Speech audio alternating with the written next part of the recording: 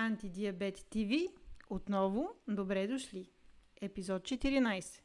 Витамин B6, стратегът в Олимпийски отбор срещу диабета. Аз съм Росица Коцева, основател на Росиспюр, автор на книгата Неограничени и създателят на Глюкокам, който укротява глюкозния скок без странични ефекти, и съм тук, за да преборим диабет тип 2 и инсулиновата резистентност. Витамин B6 може да се нарече стратегът в отбора на олимпийците на витамините срещу диабета, поради ключовата му роля в много важни метаболитни процеси, които помагат за справяне с диабет тип 2. Витамин B6 е като умен ръководител, който знае кога и как да осигури енергия за тялото. Той помага на тялото да създава захар от други вещества, когато няма достатъчно захар от храната, и да използва складираната захар, когато е нужна бърза енергия. Това е важно, защото поддържа тялото силно и енергично, особено когато имаш диабет и захарта не се управлява добре от само себе си. Витамин B6 играе важна роля в метаболизма на мазнините, включително триглицеридите, като действа като регулировчик или стратег, който следи как мазнините се обработват и използват в тялото. Нека разгледаме този процес по-подробно. Спонсор на предаването е Росиспюр, неограничените възможности на живота без глутен и захар. Метаболизмът на триглицеридите. Триглицеридите са основната форма на съхранение на мазнини в тялото. Когато ядем храна, излишната енергия се превръща в триглицериди и се складира в масните клетки.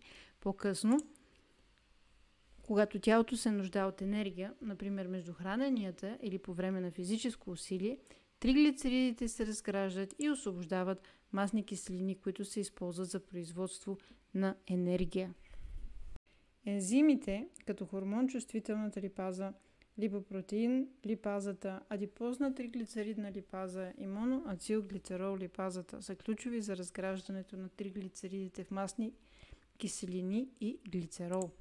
И така, витамин B6 подпомага активността на тези ензими чрез своята роля в хормоналния метаболизъм и регулирането на липидния обмен, като осигурява, че мазнините се разграждат и използват правилно за енергия, т.е. без него няма стопяване на мазнини.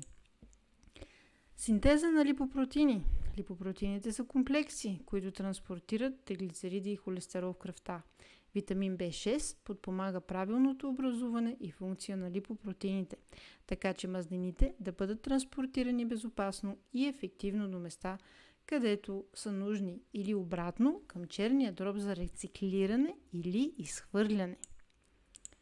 Дневната доза за нормално здрав човек необходима е 2 мг на ден. При диабет обаче от 2 до 10 мг на ден в зависимост от състоянието. Помнете обаче, разликата между лекарството и отровата е в количеството. Как да го набавим с храна и по колко? Но първо, какво пречи на усвояването?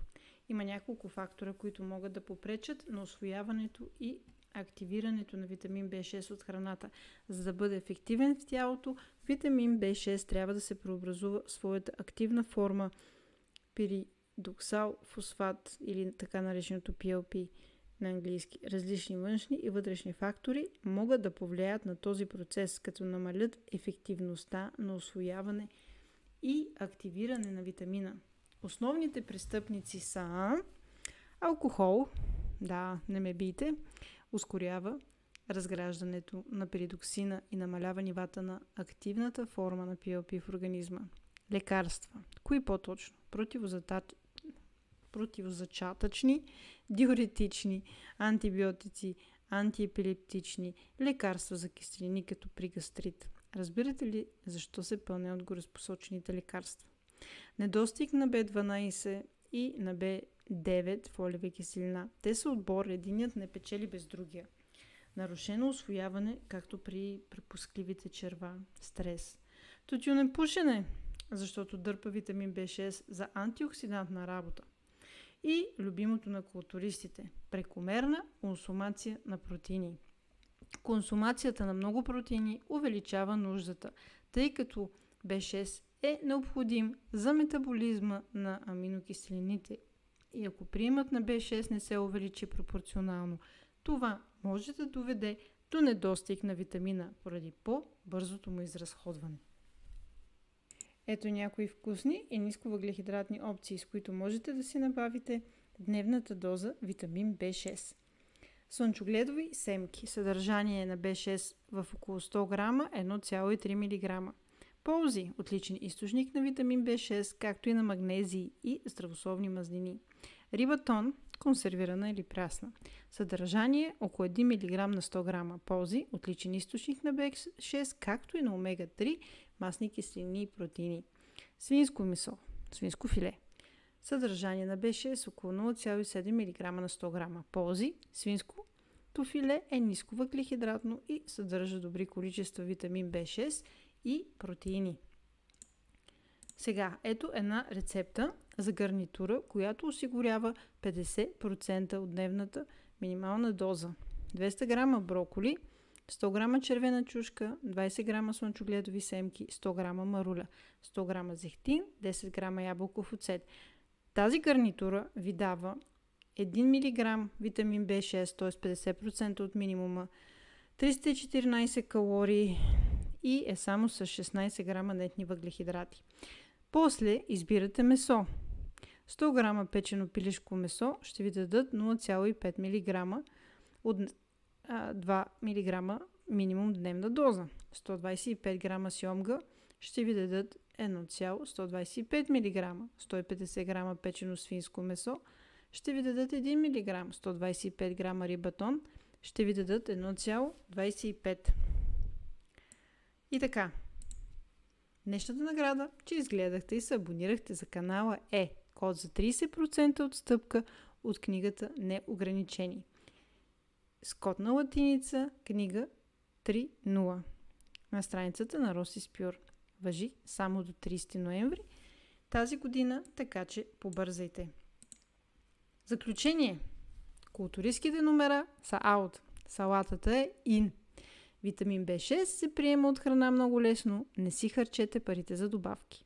Не взимайте стероиди, т.е. не се тъпчете с месо и суроватъчен протеин, че ще го закъсате с метаболизма.